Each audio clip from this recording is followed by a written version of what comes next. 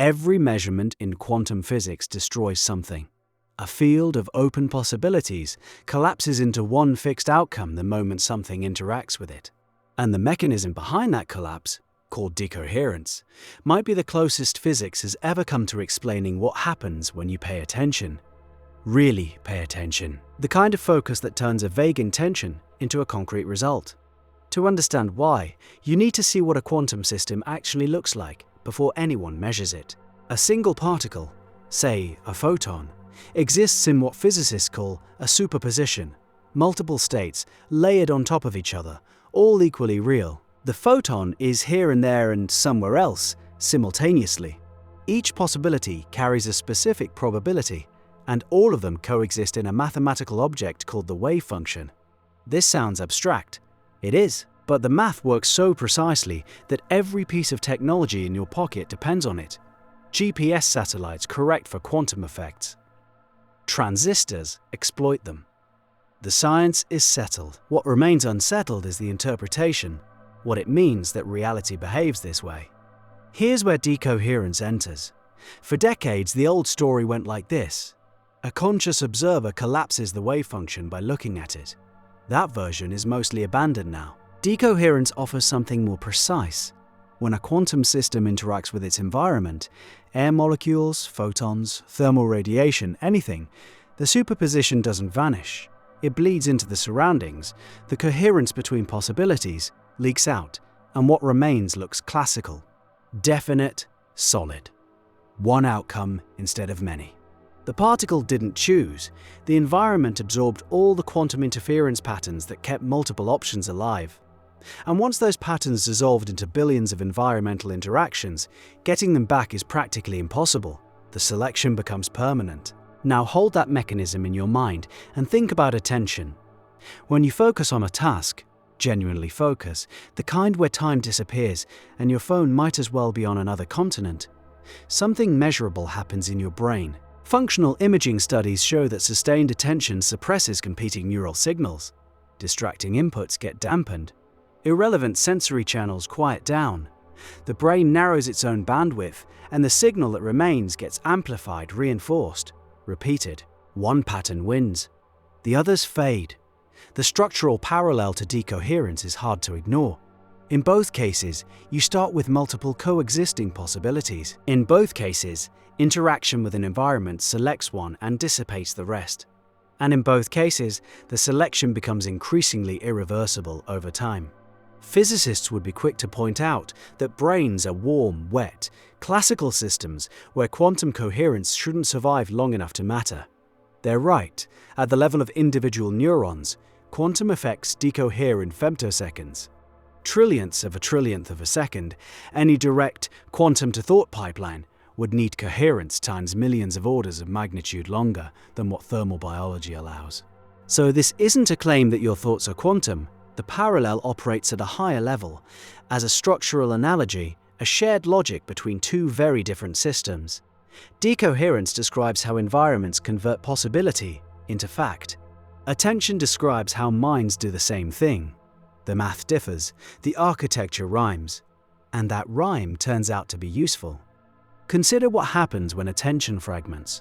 You're working on a project, but also checking messages, also half listening to a conversation, also vaguely worried about something from yesterday.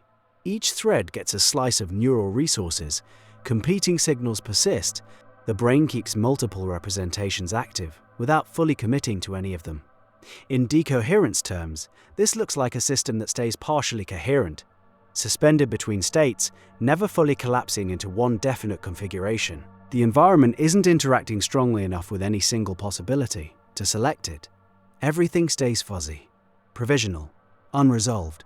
You felt this, days where you were busy for 8 hours and produced almost nothing. The effort was real, the focus was scattered, and scattered focus, like weak environmental coupling in a quantum system, fails to convert potential into anything concrete. Now flip it. Think about a period when you locked onto something so completely that the work seemed to assemble itself. A musician deep in composition. A surgeon mid-operation. A writer in that rare state where the sentences arrive faster than the fingers can type. Attention narrows to a single channel, suppresses everything else. and the output solidifies rapidly. The decoherence analogy predicts exactly this asymmetry. Strong environmental interaction produces fast, decisive collapse. Weak interaction leaves the system hovering between states indefinitely. The physics and the psychology point the same direction. Commitment of resources determines whether possibilities crystallize or remain vapor. There's a subtlety here that matters. In quantum mechanics, decoherence is irreversible for practical purposes. Once information about a superposition has scattered into billions of environmental particles, no realistic process can gather it back. The selection is final. Attention works similarly, but on longer timescales and with a crucial difference. Neural commitments can be reversed. You can change your mind, shift focus, start over. But the reversal has a cost. Every hour spent reinforcing one neural pattern is an hour those competing patterns went without reinforcement. Synaptic connections that fire together strengthen. The ones that don't weaken. Neuroscientists call it Hebbian learning, and the timescales are measured in days and weeks, not femtoseconds. The mechanism is classical. The logic again mirrors decoherence. Sustained interaction makes the selection stick. This is where the framework gets practical. If sustained attention functions like environmental coupling, converting multiple possibilities into single outcomes, then the quality of your attention directly determines what solidifies in your life. Fragmented attention keeps everything in superposition. Deep focus collapses the wave function, so to speak. And the thing about collapse is that it produces something real, measurable, a finished manuscript, a solved problem, a skill that wasn't there 6 months ago. The analogy also illuminates something uncomfortable about distraction. Every notification, every context switch, every half-focused hour functions as a decoupling event. It pulls the environment away from the system before selection can complete. The quantum equivalent would be isolating a particle mid-decoherence, suspending it between states, preventing any outcome from becoming definite. You've met people who live in that suspension. Talented, curious, interested in everything, finishing almost nothing. The raw material is there. Multiple possibilities are real and alive. What's missing is the sustained environmental interaction, the focused attention, that would collapse any one of them into something tangible. Critics of this analogy, and there should be critics, would argue that metaphors borrowed from physics can mislead more than they illuminate. Quantum mechanics describes subatomic behavior governed by precise mathematical rules. Human attention involves billions of neurons, chemical signaling, emotional states, sleep quality, blood sugar. Forcing one framework onto the other risks false precision. That's a fair objection. The value here is in the structural insight, not in claiming that attention literally operates by quantum rules. The structural insight is this: systems with multiple coexisting possibilities require sustained interaction to produce definite outcomes. That principle appears in quantum decoherence. It appears in neural selection, it appears in skill acquisition, creative production, and long-term goal pursuit.